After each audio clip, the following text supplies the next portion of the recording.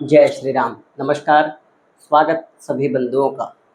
मित्रों, सूर्य का परिवर्तन हुआ है। सूर्य का परिवर्तन 16 अगस्त को अपनी ही राशि सिंह राशि में हो रहा है। सूर्य का यह गोचर क्या प्रभाव देगा कर्क राशि वाले जातकों के लिए एवं सिंह, कन्या, ये 3 राशि वाले जातकों के विषय में आज हम चर्चा करेंगे। ध्यान देने वाली बात यह है कि आज की ये चर्चा जो होगी मात्र सूर्य के परिवर्तन की ही होगी कि सूर्य से संबंधित क्या आपको प्रभाव देखने को मिलेंगे, क्या इसमें आप लाभ ले सकते हैं, क्या सावधानी आप रख सकते हैं। चर्चा करते हैं कर्क राशि वाले जातकों के लिए। कर्क राशि से द्वितीय भाव में सूर्य हैं, द्वितीय भाव के स्वामी भी हैं। चंद्र कुंडली से वर्तमान में अध्ययन हो रहा है। द्वितीय भाव में जब सूर्य जाएंगे, देखिए द्वितीय भाव में, दूसरे भाव में क्रूर ग्रहों को, सूर्य को पाप ग्रहों की संज्ञा नहीं दी जाती परंतु क्रूर ग्रहों की संज्ञा अवश्य दी जाती है सूर्य को। सूर्य विच्छेदात्मक ग्रह है अर्थात शक्तिशाली ग्रह है। सूर्य जब दूसरे भाव में जाते हैं तो अमूमन दूसरे भाव में सूर्य, राहु, मंगल, इन सब ग्रहों को बहुत ज़्यादा अच्छा नहीं माना गया है, परंतु फिर भी अपनी राशि में जब सूर्य आएंगे कर्क राशि से तो यहाँ आपकी वाणी में, आपकी बोलने की शक्ति में एक अद्भुत बल प्रदान करेंगे। अर्थात आप अपनी वाणी से अपने कार्य सिद्ध कराने के लिए सक्षम होंगे। साथ में दूसरे भाव में प्रारंभिक शिक्षा का भाव है।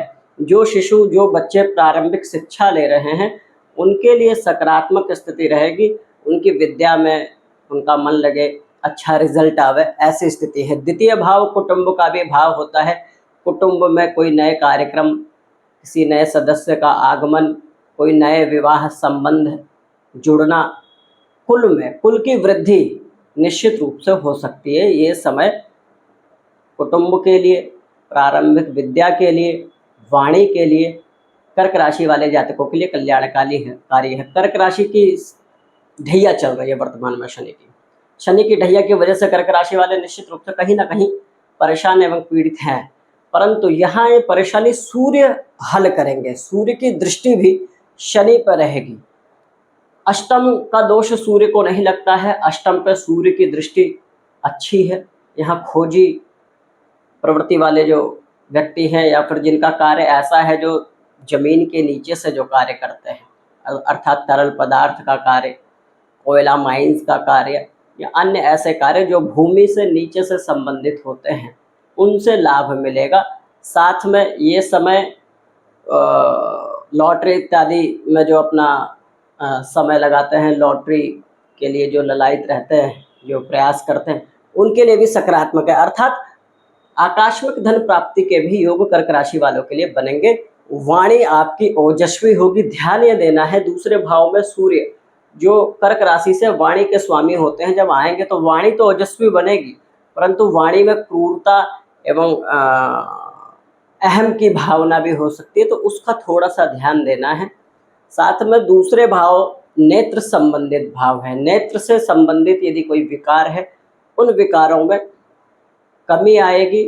नेत्र से संबंधित कोई भी समस्या चल रही हो और आप उसका ट्रीटमेंट सही ले रहे हैं तो वो आपको निश्चित रूप से सकारात्मक रूप में लगेगा। ये कर्क राशि वालों के लिए सकारात्मक इसलिए है क्योंकि परेशानी चल रही है, परंतु इन परेशानियों में, शनि की ढैया में, सूर्य एक आशा की किरण लेके आए हैं आपके लिए। आपका कर्म भाव भी बलवान होगा। सूर्य राजसी गुणों के कारक होते हैं। जो शासन से, प्रशासन से लाभ पाना चाह रहे हैं उनके लिए भी ये समय कल्याणकारी है। करना क्या चाहिए? सूर्य को प्रतिदिन अर्घ्य देवें एवं विष्णु भगवान की पूजा करते रहें। भगवान विष्णु की पूजा से आपके ग्रह बलवान होंगे एवं भाग्य का साथ आपको मिलेगा। दर्शकों, आइए इसी क्रम में दूसरी राशि की चर्चा करते हैं। सिंह राशि वाले जातकों के लिए क्या फल रहने वाला है। ध्यान देने वाली बात यह है, सिंह राशि में ही सूर्य आ रहे हैं। सिंह राशि सूर्य की अपनी राशि होती है। सिंह राशि के स्वामी सूर्य होते हैं। जब राशि स्वामी बलवान हो एवं जब लग्न के स्वामी बलवान हो तो व्यक्ति स्वयं बलवान होता है। अर्थात राशिपति, लग्नपति आपके स्वयं के ग्रह हैं। सूर्य वैसे भी आत्मा के कारक हैं।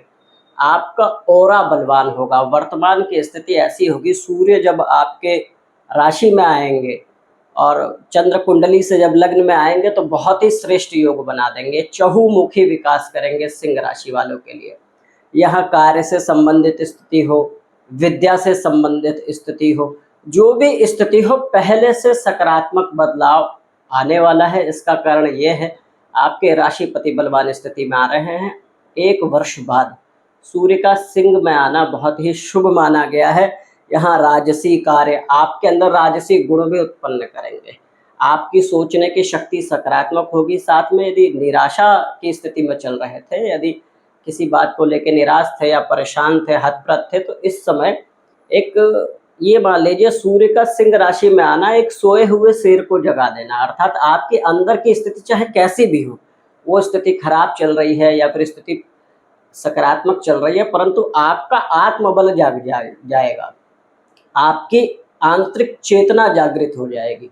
और किसी भी व्यक्ति के लिए एक बलवान होने के लिए, सक्सेस होने के लिए, सफल होने के लिए आंतरिक चेतना सकारात्मक रहना आवश्यक है, सकारात्मक माइंडसेट रहना आवश्यक है, पॉजिटिव माइंडसेट आपका रहेगा। सूर्य जब लग्न में आएंगे तो स्वास्थ्य संबंधित भी लाभ देंगे, शारीरिक रूप से जो है बलवान करेंगे।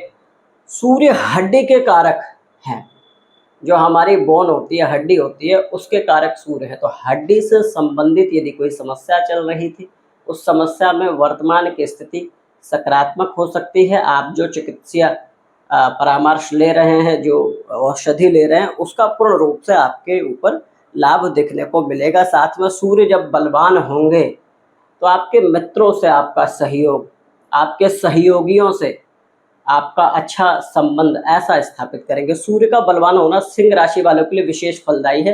कर्म क्षेत्र में, विद्या क्षेत्र में, भाग्य क्षेत्र में, साथ में कर्म क्षेत्र में। देखिए, और चर्चा नहीं कर रहे हैं, बस हम सूर्य की ही चर्चा कर रहे हैं, क्योंकि पूरे ग्रहों की यदि चर्चा करें तो समय बहुत ज़्यादा हो जाएगा। ज्योतिष अनंत सागर है। सूर्य से क्या सकारात्मक बदलाव मिलेंगे? सूर्य देखिए, एक ग्रह ही आपको राजा से रंक एवं रंक से राजा बनाने के लिए महत्वपूर्ण होता है। यदि राशिपति बलवान स्थिति में आ जाएं, जब आप शक्तिशाली हों और सारी दुनिया या फिर सारी चीज़ें आपके शत्रु अवस्था में भी हो, परंतु आप परम शक्तिशाली हो, तो कोई कुछ कर नहीं सकता है। यही अर्थ है कि सूर्य जब आपकी राशि में आएंगे, सिंह राशि में 1 वर्ष बाद आ रहे हैं, तो आपका आंतरिक ऑरा बहुत बलवान कर देंगे। आंतरिक शक्ति जो है आपकी अच्छी होगी, सोचने समझने की दिशा और दशा सकारात्मक कर देंगे। तो ये ऐसा समय है कि आप अपने ही बल से, अपने प्लानिंग से, अपने निर्णयों से अपने आप को लाभ प्राप्त करवा सकते हैं। यह आपके लिए सुखद समय है। करना क्या चाहिए? सिंह राशि वालों को तो वैसे भी सूर्य को जल अर्पित करें, सूर्यदेव को अर्घ देवें, प्रातःकाल नित्य कर्म से निर्वित होकर। साथ में हनुमान जी की पूजा कीजिए। हनुमान जी की पूजा से सूर्य एवं मंगल दोनों मित्र ग्रह हैं। मंगल सिंह राशि में भाग्येश होते हैं। हनुमान जी की पूजा से भाग्य की भी वृद्धि होगी, और हनुमान जी इस कलयुग में चिरंजीवी हैं, अष्ट सिद्धि नवनिधि के दाता हैं। उनकी पूजा करने से सारे कष्ट वैसे भी कटते हैं एवं मंगल ही मंगल होता है। ये करें, आपके लिए कल्याणकारी है। ये गोचर सिंह राशि वालों के लिए विशेष कल्याणकारी है। आपको मेरी तरफ से बहुत बहुत शुभकामनाएं। आइए आप चर्चा कर लेते हैं आज की अंतिम राशि कन्या राशि के विषय में। कन्या राशि वाले जो जातक हैं, वर्तमान में कन्या राशि के स्वामी भी अभी सूर्य के साथ आ जाएंगे। द्वादश भाव में, व्यय के भाव में सूर्य का बलवान होना क्या फल रहेगा? व्यय के भाव में सूर्य जब आ रहे हैं तो निश्चित रूप से ये ध्यान देने की आवश्यकता है कि थोड़े खर्चों में वृद्धि करेंगे, थोड़े आपके खर्चे बढ़ सकते हैं, परंतु यह लाभ विदेश से होगा। यदि विदेश जाने का प्रयास कर रहे हैं, विदेश से कोई आप कार्य करते हैं, विदेश में या रहते हैं, विदेश में विद्या ग्रहण करने का प्रयास कर रहे हैं, ये समय सकारात्मक रहने वाला है। इस समय विदेश से लाभ प्राप्ति के योग है। एवं जो व्यक्ति अपना ट्रांसफ़र कराना चाह रहे थे, स्थानांतरण कराना चाह रहे थे या स्थानांतरण के लिए प्रयास कर रहे हैं, ये समय अनुकूल रहने वाला है कि आपके प्रयासों में गति मिल सकती है, आपको लाभ मिल सकता है। सूर्य की सप्तम दृष्टि षष्ठम भाव पे पड़ेगी, तो ऋण, यदि ऋण से परेशान है तो ऋणों में कमी आ सकती है। आपके कर्जे हो सकता है कम हो। देखिए, व्यय, यह क्या सकारात्मक व्यय होंगे। सूर्य द्वादश भाव में बलवान स्थिति में है, तो खर्चे तो होंगे। तो हो सकता है कि आप अपने लायबिलिटीज़ को, अपने देनदारी को, उत्तरदायित्व को कम करने में वर्तमान के धन को जो है खर्च करें, ऐसी स्थिति हो सकती है। यात्रा पे धन खर्च हो सकता है। यात्रा सुखद, धार्मिक, आपके कर्म क्षेत्र एवं आध्यात्मिक जीवन के लिए कल्याणकारी यात्राएं होंगी। यात्रा का भाव है द्वादश भाव, व्यय का भाव है द्वादश भाव, हानि का भाव है। परंतु देखिए, यहाँ सूर्य का बलवान होना ये दर्शाता है कि वर्तमान की स्थितियों को सकारात्मक करने के लिए आपका व्यय हो सकता है। कभी कभी हम दूरगामी इन्वेस्टमेंट करते हैं, ऐसा खर्चा करते हैं जिसका भविष्य में हमें लाभ हो। तो वर्तमान की स्थिति में भविष्य के लिए यदि कोई आप इन्वेस्टमेंट कर रहे हैं तो अच्छा हो सकता है। षष्ठम भाव भी गुप्त भाव है, षष्ठम भाव से संबंध होगा सूर्य का। तो यहाँ कोई इन्वेस्टमेंट, कोई भविष्य के लिए, योजना के लिए खर्च कर रहे हैं तो वो अच्छा रहने वाला है, वो उत्तम रहने वाला है, विदेश से लाभ प्राप्त होगा। इस समय ध्यान देना है। सूर्य जब द्वादश में आएंगे तो भौतिक सुखों पे बहुत ज़्यादा खर्च करने से, जिसकी आवश्यकता नहीं हो, उससे आपको बचना चाहिए। विदेश से कोई कार्य यदि फंसा हुआ है तो बहुत अच्छा परिवर्तन है सूर्य का। विदेशपति का अपने भाव में आके बैठना, विदेश से संबंधित सारे कार्य बनने के योग हैं। देखिए, कुंडली में ये भी होता है कि आपकी दशा अंतर्दशा आपकी लग्न कुंडली से किस आधार पर चल रही है, ये पूर्ण विवेचना कुंडली की होती है। परंतु ये आपको यदि सिंह राशि है या फिर कन्या राशि है या फिर कन्या लग्न है, तब भी आपको लाभ इसका मिलेगा। सूक्ष्म चर्चा है दर्शकों, सूर्य के विषय में आज की चर्चा थी। कोई आपका प्रश्न हो तो आप हमें कमेंट के माध्यम से बताएं। अभी के लिए जय श्री राम।